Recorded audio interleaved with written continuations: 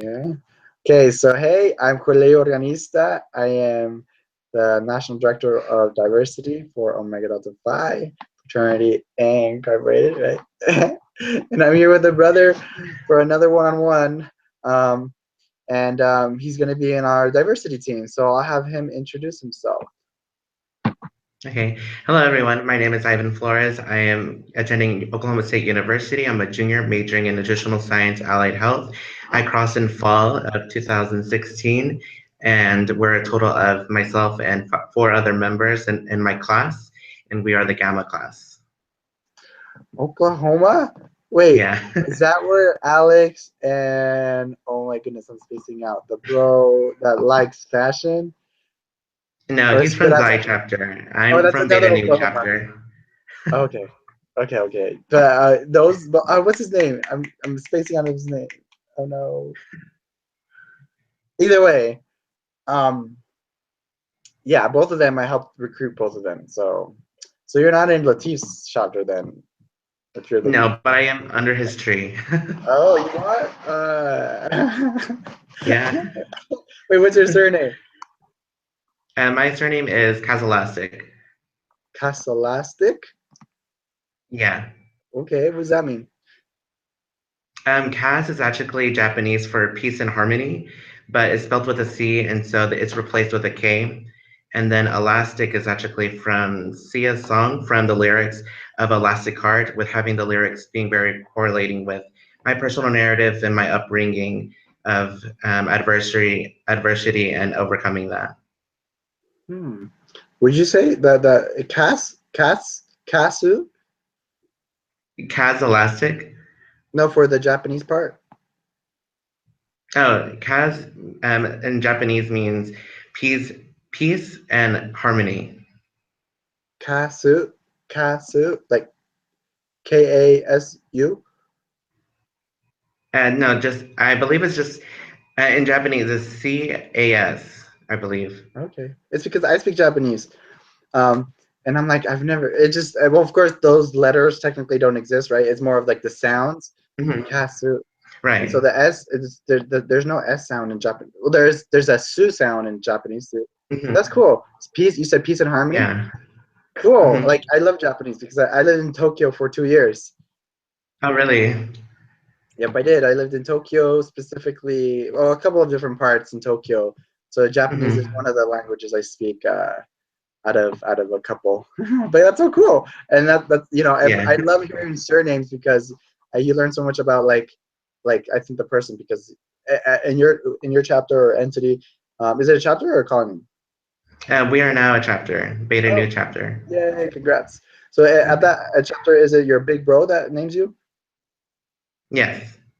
So then the big bro kind of gets to see and adds some either words or a word together, right?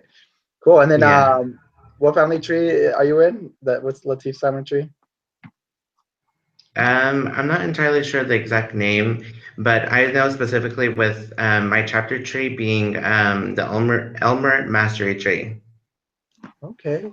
Huh. And then you just crossed, so you're a Neo. Yes. Yay! It's okay. I love. Do we have another Neo in the diversity team? I don't think so, but it's good. That's the whole purpose of the diversity team. We want diversity from people Mhm. that are a little bit older, like me. I guess I'm not that old, but um, and then I did cross almost 4 years ago. Mm. Like I think. And then is some person as just as recent as you. That's exciting. And then what are you studying Yeah. again? Nutritional science, allied health. Nutritional science Yes. and allied health. Yes. What's that? It's basically like an open route where you can go to like nursing or PA school or just anything that you would like to apply for. With like medicine, right? Hmm. Cool.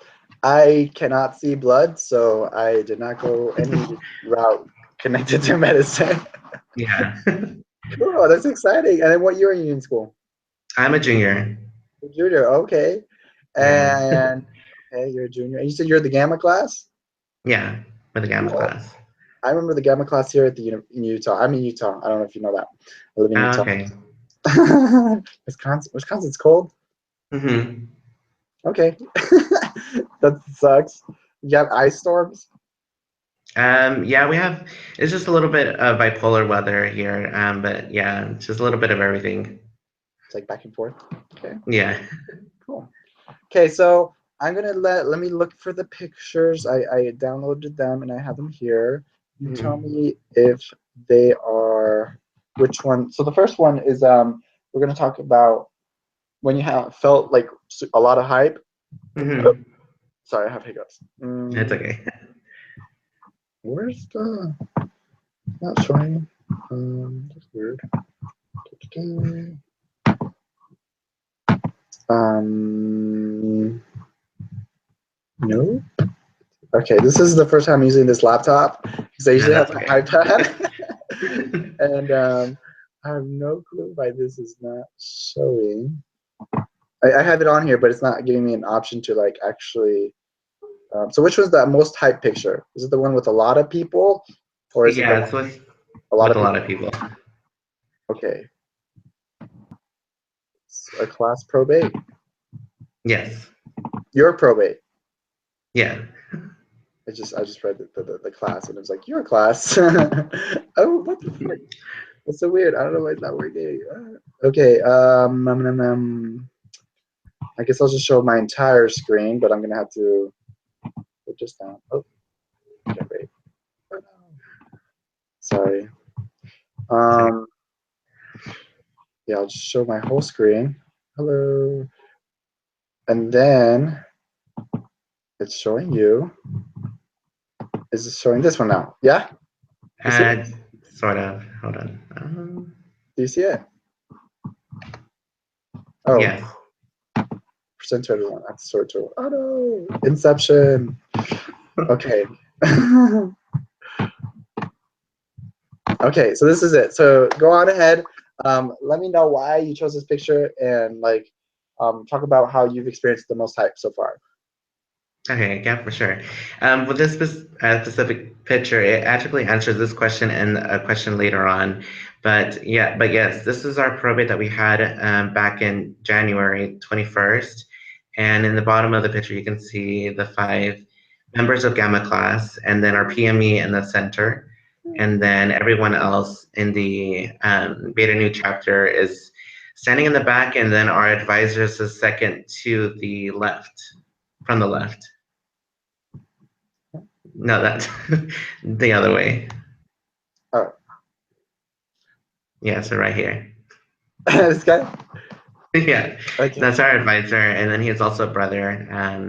And so yeah, this is a post probate picture that we took. Um, and yeah, that was just like one of the most memorable nights that we my entire class experienced because we're it was like a few weeks before the probate, and we were just like working so hard, like making sure that everything is on point and knowing that everyone knows like their steps for like the strolls and like all of the things that we incorporated through the probate and everything. And so, and just like having everyone come out from like Texas region and Oklahoma as well. And just, it was just like a really good time to like to see other brothers from other chapters that I haven't met before. And just seeing like a lot of people come out and just really support for the event was it was really nice. Cool. So you had a line of five. What number were you? At three. You're number three. Cool. Is there a reason that guy's wearing gloves? Yeah, we entered in the probate with gloves on, simply because, as you can see, one of our line brothers, he is from Kenya, Uh-huh. and we didn't. He's very well known within our group of friends, Uh-huh. and so like we just tried to like make sure that everyone didn't seem recognizable until the very end, when everyone was going to be revealed, and so that's part of the reason why we with gloves. Oh, that's cool. Sounds fun. And who's the chapter president right now? The chapter president right now is my big, which is Oscar, and he's standing right next to our advisor. This one? Yes. Oscar. Yay. I have you have white line jackets and black line jackets. Why do you have a Yes. different line jacket color than your big bro? I'm not entirely sure how that was decided on. Yeah, it was just like I guess alternating different colors because like the alpha class they had red and then beta class they have black and then we had black and so I don't know. I guess it was just like alternating colors. Okay, cool. Awesome. It sounds fun. Probates are so much fun. I remember my probate. Yeah. I Hmm. was I was a solo line, and so Oh. my probate was okay. Like I couldn't do too much just because I was like alone. But Mm-hmm. that's cool. Great. And then you just crossed barely in the fall. So this is really recent. Great. So that's when you felt more hype. I think probates are for sure one of the places where like, you feel the most hype, especially when you recently have joined, because that's like one of the biggest places. The next places you'll probably see for sure is like at conferences or something. That's usually where Yeah. everything is really hype. So next question is, when have you felt gratitude for a certain brother? Is it? Let me see here. Um, oh, is it this one? Yes. Cool. And who's his brother? And this is actually my big, and his name is Oscar. And yeah, this picture was actually taken this past weekend in Silver Rose Ball, Oh, and it's the second annual Silver Rose Ball that we hold together with Kappa Delta Chi. that's so cool. Like, what happens at the ball? It's just kind of like a formal event where everyone just dresses up and then they just go to like the event center and they just like dance and just take pictures and it's kind of like a social gathering, like not only within the Greek community but also like people who are non-Greek, just like on campus. Cool. Well, I know balls are expensive. That's why I was just kind of figuring that out. I Hmm. always advise the brothers here in Utah to be like, we should do something like this, but it's expensive. So Yeah. cool. And this is your big bro. And why are you so Hmm. grateful for your big bro? Well, just we're both juniors, and whenever we first started our freshman year, we were actually in a program together our freshman year called RISE, which is institutional excellence for students, and we talked very minimal, and as the years passed by, we slowly just started talking more and more, and he started to talk to me more about Omega Delta Phi and just like the four values, and just getting to have me introduced more into the fraternity because I was very unsure for like my freshman year whether if I wanted to go Greek or just stay as like a as your typical student, just like go to class and just being in other extracurricular activities and then graduate. And even like throughout the process and just like going through becoming a member, it was like always motivating me to always be the best form as I can be and always been there for like the best support. And he's always been so encouraging, and that's why I feel so much gratitude for him. Awesome. Yeah, I think big bros are so vital in learning about brotherhood and also little Hmm. bros. And so you'll have a little bro soon. Are you the only? You're his first little bro? No, I'm his second. Wow, is he a founder or a charter? He's a charter. Oh, okay, that makes sense. Hmm. I was the beta class Oh, here at the University of okay. Utah, and Hmm. I didn't get a little bro until like 3 years later. Oh, I see. Hmm. But that's cool. Um, next one. Okay, let me go back here. Okay, imagining this next picture. Yes, this is Oh, the and this last is one. the let me see the question. The question is, when have you felt empowered because you were part of the Brotherhood? Yes. So for this particular picture, I selected this one, and this was actually taken right after chapter, just like a few chapter meetings ago, Mhm. and it really represents like the like me feeling very empowered and within being in the brotherhood because as you can see in the photo and like how you can see like I have it on, it's like the rainbow pride pin. Uh-huh. And throughout the process, I was actually one of the keynote speakers for the LGBTQ plus community on OSU's campus for the Ooh, Orlando Vigil. oh, And they gave me this pin, and I would always wear it, like ever since that day, ever since I gave that speech as a keynote speaker and gave my presentation, I've always worn that pin like everywhere I would go, and I would never take it off. And except for like whenever we would go for PM meetings, I would take it off and I would put on my attire and everything. And I guess like after, let's say like two meetings after, they started noticing that I didn't have it on, and then they asked me why I didn't have it on, and then I just explained like I assumed that I just wasn't able to put on anything that was not in according to what I had on for the meeting, and they just pulled me off to the side like with my class and like everyone that was present, and they're like that they don't find no reason why I shouldn't have taken it off, that I this is very significant and very big part of me, and they didn't want me to feel uncomfortable of not putting it on in like just kind of like the whole spectrum of like all different type of spaces. hmm. And so you felt empowered, and that's like, Yeah. not only as a, it seems like what I'm seeing here was like, especially since it was during the process when you got that the ribbon, Hmm. the it seems like on campus you were, you felt empowered from being on campus and being a leader in that, but then Hmm. specifically seeing how our brotherhood and fraternity kind of also allow you to do that, and Hmm. that's also a big aspect of leadership. So that's really cool. Yeah. Um, yeah, I saw you that you're wearing it right now. So cool. So those are the three main questions with images to kind of go back. First one is how you felt super hyped.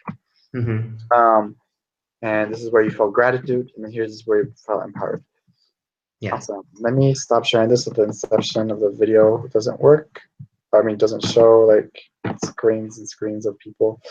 Um, let me see if it shows me. Where's this? I don't know what's showing right now. Okay, do you see me? Yes. Cool. This is me in my room. Hi, and this is my license plate Mm. of my car. It says Latino. Um, so thanks for sharing that. I think those three questions are really important to me because that helps build the foundation of the why even as a diversity team we exist, like our Mhm. role.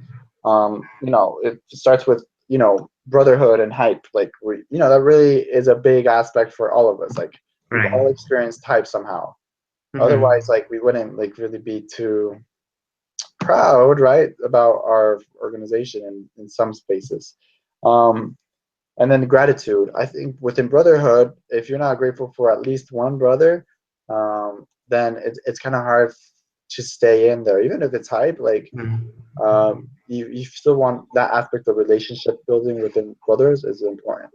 And then the next Right. thing is the empowerment. It's like, sure, we can be diverse, but if you're not feeling empowered based on your identities, then it's not that's not the type of organization at least I want to be in. Like I don't want Right. to be like, yeah, we have a diverse organization, but then like no one can Mhm. really not only be authentic, but then be able to feel like they can with because of their identities be leading too. Um, Mhm. so cool. Um, Yeah. the next question I have on here is, um, please share when you have felt enabled to be as authentic as possible Mhm. since you've joined the Brotherhood. Yeah. And the very first thing that comes to mind with relating to that question, it goes back to the probate. Mhm. And it goes back with like the time with the probate and like trying to figure out like what we wanted to do for our revealing and what we wanted to do like right before we take off the mask and present ourselves with our letters and everything to the audience. And so for me, I always felt like uncomfortable, like being able to express like ideas and like thoughts and all these things that I would usually share with people. And like being with a male dominated space, I always been like a little bit more hesitant with watching with what I say, if things are a little bit too much or not enough and things like that, or like tone it down type of thing. And so like after like a few practices and just like slowly just starting to further develop and like further like having my vision, what I had for my revealing, to be more concrete, I shared it with my line brothers, and they from that very moment, whenever I shared that experience, that vision that I had, they were on board and they were willing to put it on and just make the most out of that vision, and that felt really good to me. And being knowing that I had that support within my line brothers, but then also within my chapter, and so yeah, that was basically the main root of that. And so like at first I was gonna do like something that was like toned down and like very like mellow and like a little bit like um kind of like a make it like comedy type of thing. But then I was like, no, I want to be my authentic self, and I really want to do that because I felt like it was a very much needed thing to do as terms of like for myself. But then I also thought it would be very beneficial to have within not only within the brotherhood, but then also within like Greek life and just like probates in general, like to promote that uniqueness of everyone being themselves and not like having to kind of like fit into this mold of trying to be someone who you're really not, and all of these aspects. And so what I did was I entered with with my first revealing with Lady Gaga with Judas, and then it transitioned into Bad Romance choreography, and then kind of like a small minute speech of Lady Gaga's Born This Way speech at Madison Square Garden, New York City. And like it was so scary, like having that vision and having like just being so open to like really setting that in stone for our probate and having that being agreed on and everyone was on board with it. And like the night of the probate, like I was so anxious about like having to do all of that and like just putting myself out there and like in a very big stage and like having a lot of people there. And but like the moment that the first few seconds that Judah started playing, and like everyone was like standing up and like screaming and like just getting really crazy and like really excited about like having something very different but very unique at this probate. That's, is there a video? And yeah, the videos in the works of like being edited and put together. Okay, I want to see this. That's like, imagine you've probably seen Lady Gaga in concert live. No, I haven't. Not I haven't What? had the opportunity, but That's she's ridiculous. yeah. I've seen her live. Yeah. She was in Salt Lake City. I know. You're Really? like, what the what? Wait, was there someone watching us live? Oh, I don't know. Technically, it's live, and then it's like recorded. I don't know. I thought someone was watching us Uh, live. So it's okay if someone watches us live, whatever.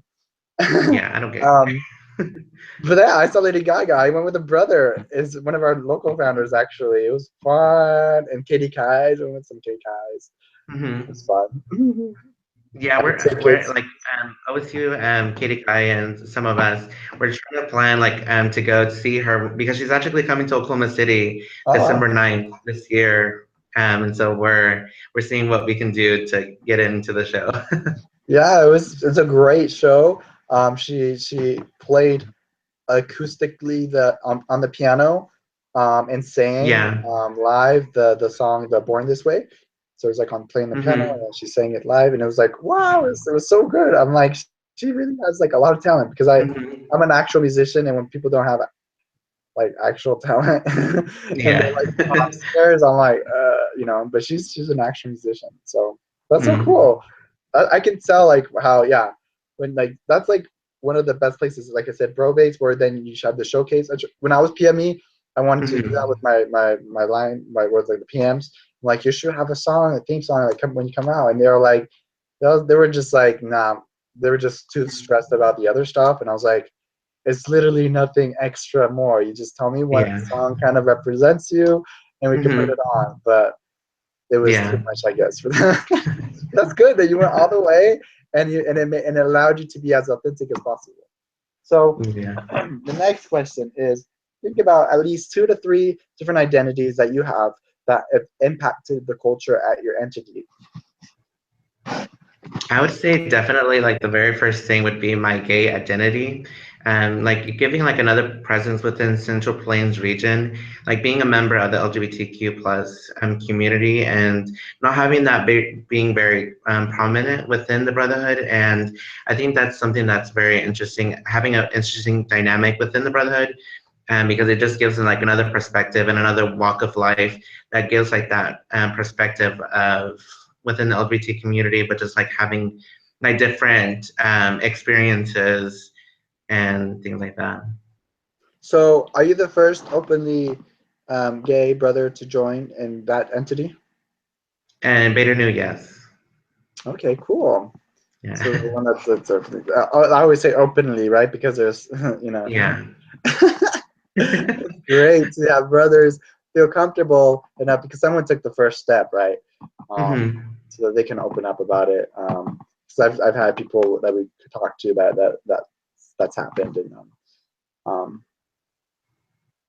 yeah. So a little bit connected with me since that identity. I'm trying to see. So when I was in the process and when I joined, I wasn't open about my sexuality with the brothers. Hmm. So I identify as bisexual, and but I was the first person to later on then like open up about it. Mm. And I'm trying to think. Yeah, we don't have any other person that's crossed at this chapter. Hmm. That's open. That was openly when they joined, and Hmm. or they've opened up about. I don't know. And I don't know. I always tell everyone, I'm like, everyone's a little queer, so like, Yeah. like whatever. Just a little bit. But that's like that's what I think. Like, especially there's some Hmm. queer theory and stuff. But that's cool. So that's one. You've seen how that's affected the brotherhood. So what about another identity? I say another identity is definitely being like a human rights slash feminist identity. Like from I know for like for myself, I always grown up with like having like my mom around and like my sisters and cousins and aunts and all like very like um I've been always like aware about like women's issues and always advocating for women's rights and things like that. And so like whenever I came to OSU, there wasn't that resource for women specifically on campus. And so I myself and six other individuals, we actually established an organization 3 years ago. It would be 3 years ago in June. And it's called WPAC, which is, it stands for Women's Programming Advisory Council, which is basically a feminist advocacy group on campus that puts on like women's programming and like that space, that safe space where people can come and like talk about like human rights and LGBTQ plus rights and also like with women's rights and just having that space on campus that is like very much needed, especially here in Oklahoma. So cool. Um, does your campus not have a women's resource center? And they did, but it was very like kind of like it was treated like kind of like underground and it wasn't as openly accessible. Like you had to like navigate with like ask your advisor or ask like a certain person on campus for you can in order to access that. But with having this organization on campus, it makes it a lot more easier to get in contact with resources and things off and on campus that you can utilize. That's great. That's great that you're a leader and you did that. You know, Hmm. that's so cool. Yeah, because I saw either on Facebook or on your email signature or somewhere that you were like co-founder or something like that of that, and I was like, that's interesting.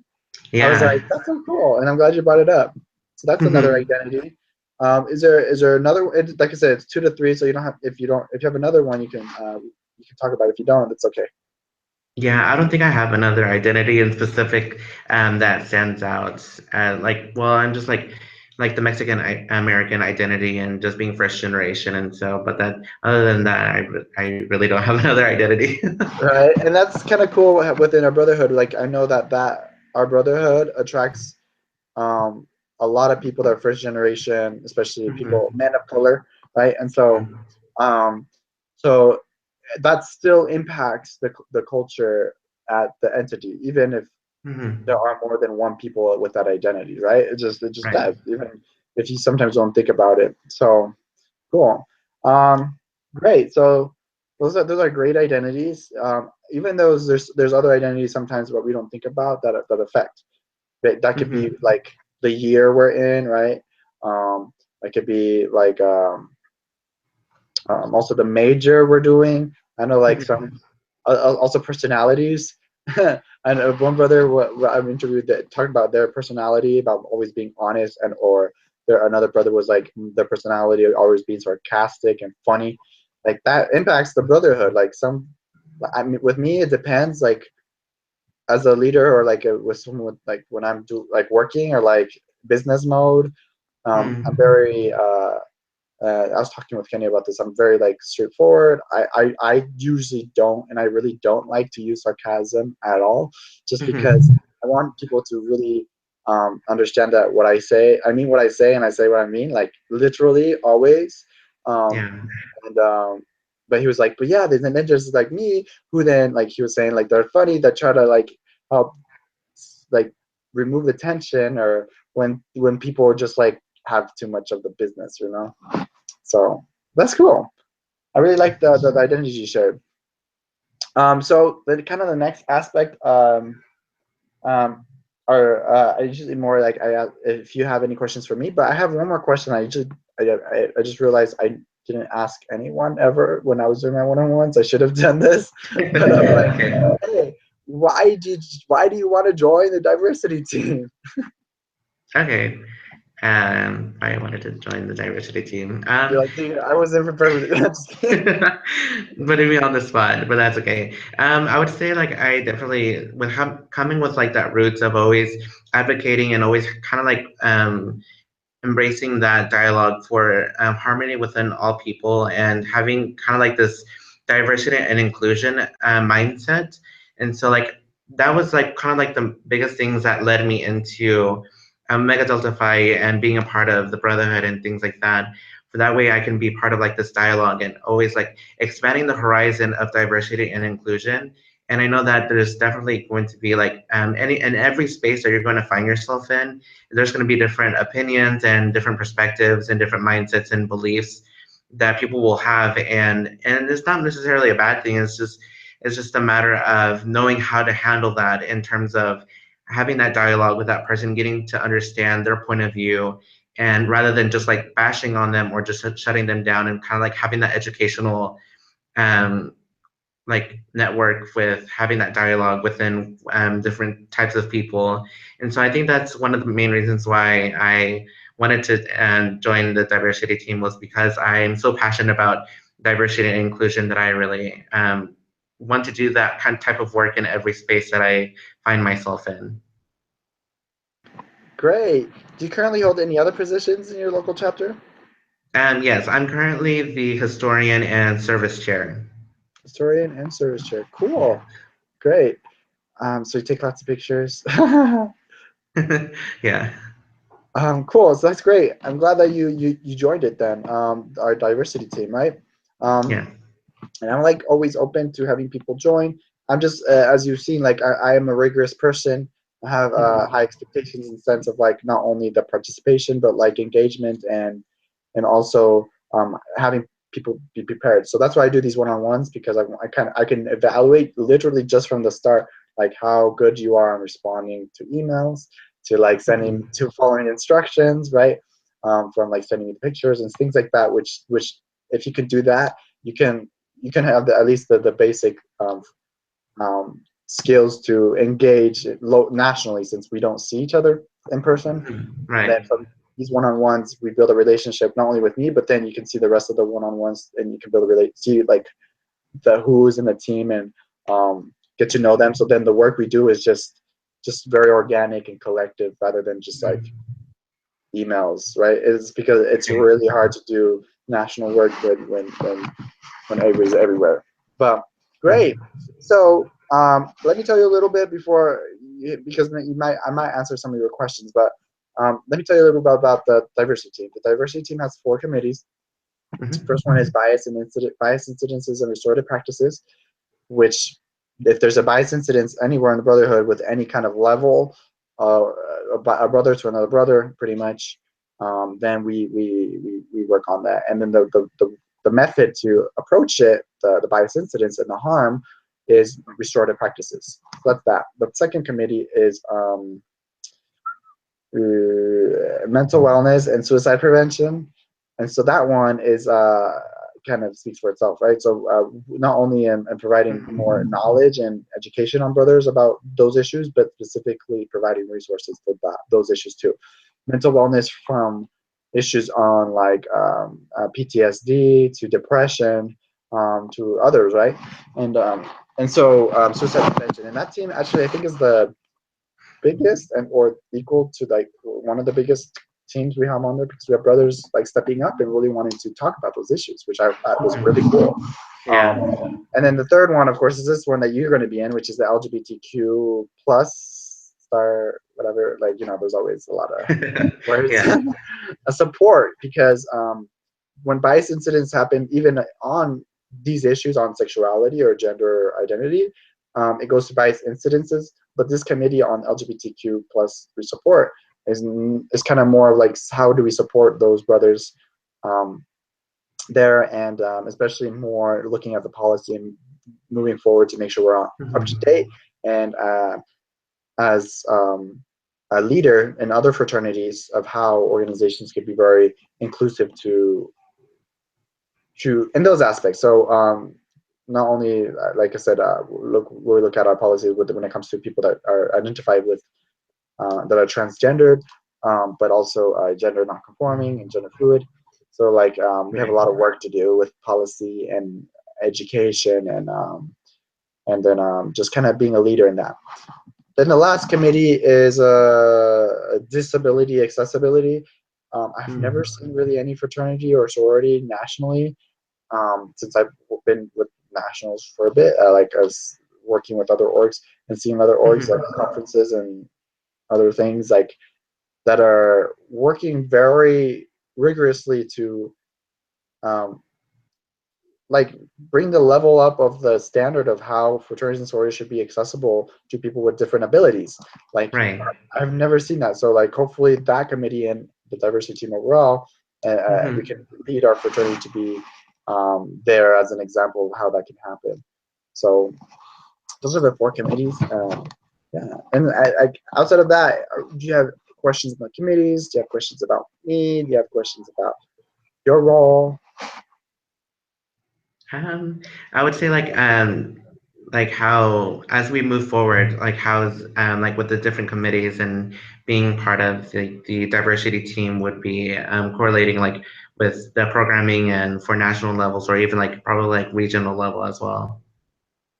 So yeah, for sure. Like we, based on each committee, right? Well, they'll be focused on Mhm. different things. That's why we have our call next week for the year committee. It's kind of to set the standard of like where I have the vision, and nationally the national president has their vision on for us, Mhm. and kind of like then collectively with the committees, like where is our vision, and kind of connecting our goals, and especially for 3, 6, 9 months of like what can we accomplish. Not only well, the first thing we have to always do is policy. Like we can't educate people until we make sure our policy is updated. Because when we update that policy, we're telling them this is now the actual policy, and this is why we're Mm. doing this. Because if we just start educating people, which we can do and we kind of should do, but if it's not aligned to what already our policies are, people are going to be like, well, this is not a real issue. It's like, well, yeah, it is, because things have Right. changed. Because people are like, I know about this. It's like, well, maybe you do, but we've updated some stuff, and we want you all to Mhm. be more understanding. And so education is a big thing at nationals and at regionals. But then we're going to try to see how we can the accountability of like if something that's the bias incidences. Like if even though you do know if there's a bias incident that happens, it's okay. People mess up. We want to learn Mhm. stuff from each other, how to not cause harm again uh, by shaming someone's identity. So Right. cool. That's a good question. Yeah. Any other questions? Not at the moment. No? No. Cool. Well, then I'm imagining you're going to be in Dallas in summer.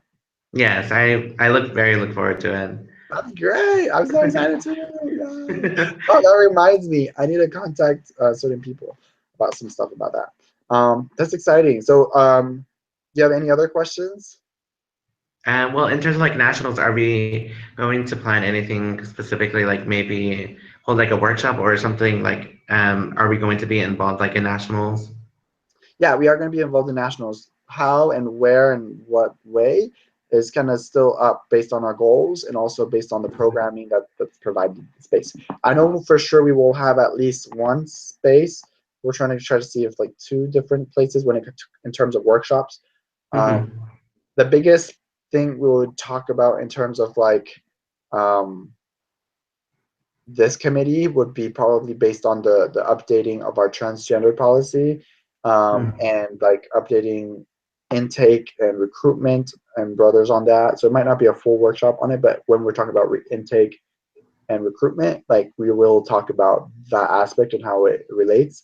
We will Mm-hmm. for sure focus on our national and regional officers and making sure they're trained in understanding where we have our vision as a Right. brotherhood. For that, Mm-hmm. and from there the regional directors would probably be like, oh, I of course support this 100%, and I want you all at my regionals then to have a whole space specifically, whether it be a workshop or something that's focused on that issue. So nationals, yeah, it's kind of more focused on our national and regional officers, and then Mm-hmm. kind of additionally with like intake and recruitment workshops and how things might have changed.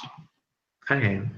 Yeah, and you'll see based so at conferences or yeah, conferences, regionals, nationals, brotherhood retreats, other stuff. Brothers that are well, I don't want to just say gay brothers because I can say I'm not. I don't identify as gay. Identify as bisexual. Mm-hmm. The brothers that are not 100% heterosexual, I guess. They there's always activities and or stuff that's non-official, that's happening, um, for different, yeah, Mm-hmm. there's brothers just hang out. There's usually at least one group me with like brothers that identify within the LGBT community, that there's like brothers talking like, hey, what should we do and stuff. So that's not that's not connected to the diversity team at all, of course. But that's just brothers, like I said, being feeling empowered to build more community within our own community. So Okay. yeah, Okay, so there is actually a group me for that. yeah. Someone always does it. I and sometimes it's ratchet. Sometimes, well, I think all groups are ratchet. But Yeah. but yeah, there's of course Facebook groups for brothers too. I know there's at least two. I don't personally go on it just because that's too ratchet for me. I'm a very, yeah, yeah. But yeah, Yeah. you could ask brothers. I'm pretty sure if you ask Joe King, he'll know about their group me's or the Facebook groups. Um, and I know about them too, but like whatever. Cool. Any other questions? No, I think that is it. Cool. Great. Well, it was great talking to you. Um, And of course, you always can feel free. Now you have my number. I texted you, so you have my number. You feel free to call me, text me. I'm pretty fast in responding in text. Sometimes I can't answer calling because I'm just doing stuff. I'm driving. I don't answer the phone when I'm driving. Um, and Mm-hmm. then you can email me. I look forward to being having you on the call next week. Please be prepared for that. Um, Yeah. I'll be sending a little bit more stuff since once it gets closer. And like I said, thank you again. I always do the air deltas. I guess it's my tradition when I like end the call. So that was me doing it, but I'm gonna show you doing it. Let me have you on the camera. Okay. Air delta. Hey, Yeah. nice. Okay. Okay. Thanks again, Ivan, for being on the call, Thank and I'll you. talk to you in a week. Okay, see you then. Bye. Bye.